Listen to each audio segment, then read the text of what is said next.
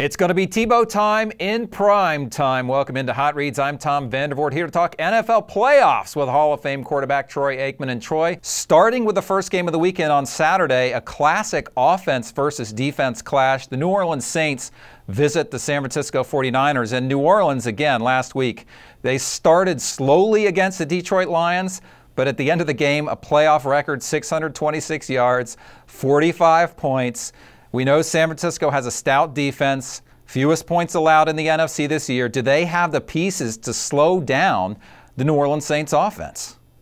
Well, I mean, we're going to get a chance to see. You know, I mean, the old adage is defense wins championships, and I think this is a great matchup and really trying to determine if that in fact is true. I know in baseball they'll say great pitching beats great hitting.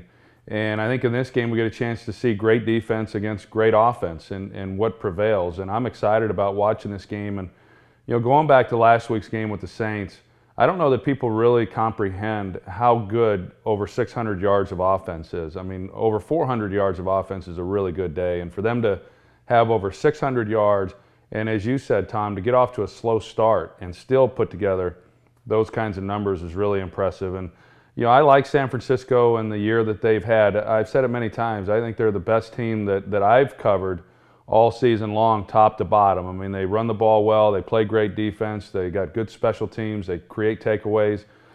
They don't have the big explosive plays offensively like some of these other teams that are in the playoffs. But whether or not they're able to hold up and keep the score down against this Saints team is going to be the real key, because looking at them along with some of these other offenses, I just don't see the Saints coming out and not throwing the ball well. So it's going to be a heck of a matchup for the 49ers.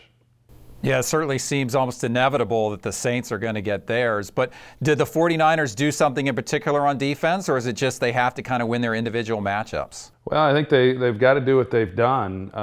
You know, the matchups are really the big issue because of the things that the Saints are capable of doing with their personnel, and you know that's true of that's true of the Packers. That's true of the New England Patriots as well. It's a challenge for these defensive teams. So one, you have to be able to get pressure on Drew Brees. You've got to disrupt the routes by these wide receivers, and then if they can continue to do the things that they've been good at throughout the season and create takeaways, that'll be the key. Now, we know Sean Payton is a bit of a gambler as coach of the New Orleans Saints. We saw it in the Super Bowl. We saw it last week with 4 attempts to convert on 4th down. They were successful 3 times. We saw a similar thing in Atlanta or in New York when Atlanta tried it, but they weren't successful. Just talk about what it does to a team when a coach takes those risks. What does it mean when they succeed, and what does it mean when they fail? Well, I think that as a coach you have to be real calculated as to when you do go for those types of situations. And you know, I played for a guy in Jimmy Johnson who was not afraid to go for it on 4th down, not afraid to run some fake field goals, fake punts, things of that nature. And you know, so I've experienced the highs and lows of that. And the good thing is that when you do have a coach that's willing to call those types of things, you understand as a team that you have a coach who believes in you and believes that if it's not, one, he believes that you're going to make the play. But then secondly, there's a belief in the defense that if things don't work out, that they're going to be able to step up and then make a key stop. But the big thing you worry about, and it's what happened in the Atlanta game last week, is the momentum shifts. And so you've got to be smart about when you go for it, when you don't. I thought last week in the Atlanta game, going for it on 4th down on the road with a chance to take a 3-point lead early was a big moment in the game, and the Giants were able to make a key stop. You look at the New Orleans Saints and Sean Payton going for it, they made those. They were playing at home, a much different situation.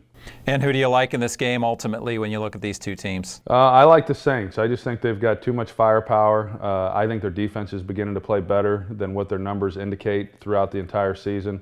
I think it's going to be a heck of a ball game, but I like the New Orleans Saints in this one. Now, let's turn to the second game. Tim Tebow in prime time with Tom Brady. I don't know about you, Troy. I've been finding myself down on one knee around the office a lot. It seems to be working for Tim. John Elway told Tebow to let it rip last week, and in the second quarter, he was able to do that. Now, as they go into New England and try to win another game, another upset for them, how much is it important that he continue that style of play? I assume running the ball is going to be important, but how much of this game is going to be on Tim Tebow's arm? Well, you know, a fair amount.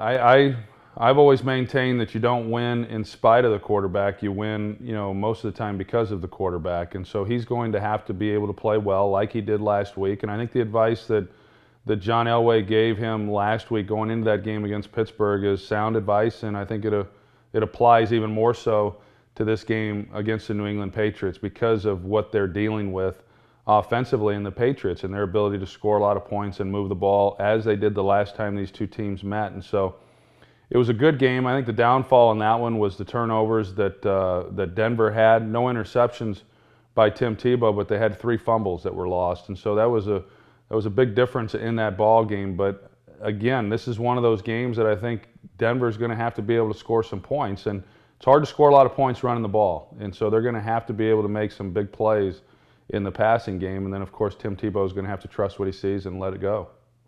Have you seen some maturity and growth from him? We've talked about Tim a lot this year, and he definitely, like in that second quarter, he made some very, very nice throws.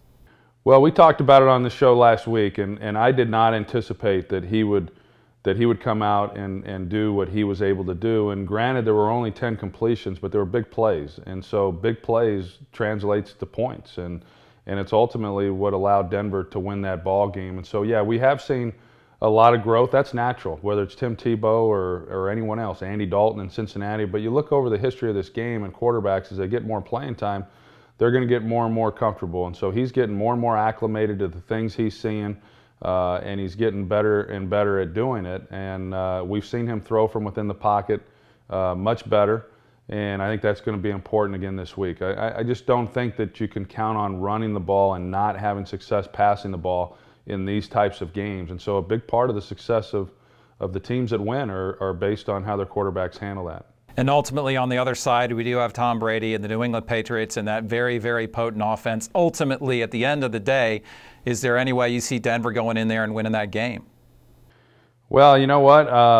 Yeah, there is. And I say, because I didn't think they'd get past Pittsburgh. I just thought Pittsburgh had too much. Now, they had some injuries that affected them, of course, but I didn't anticipate Denver getting past Pittsburgh last week. And I think most people would look at this game and not see Denver get past New England either. But we've been saying that about this team a lot, throughout the regular season as well, and yet they've been able to find ways to win. And so, the blueprint for them is kind of out there as to how they do it. And if they're able to keep the game close, and not let it get away from them, where they run into trouble is if they get down, 2-3 possessions, and that's hard on anybody, but that would be especially tough on Denver. So they've got to be able to keep the score close, and if they're capable of doing that, I don't think anyone that's at home watching this game, if it's close in the fourth quarter, would discount Denver being able to pull it out. Absolutely. At the end of the day, if I had to lock you into a pick, though, who would you say? Well, I would go with New England. They're awfully tough to beat at home. They did lose this year to the New York Giants, but Tom Brady is he's a great player. They're a great team, especially on the offensive side of the ball. And I just don't think you go against Tom Brady at home in a game of this magnitude. All right, Troy, thank you so much. And don't worry, fans, we'll be back to talk about Sunday's game, so check back with us at sportingnews.com.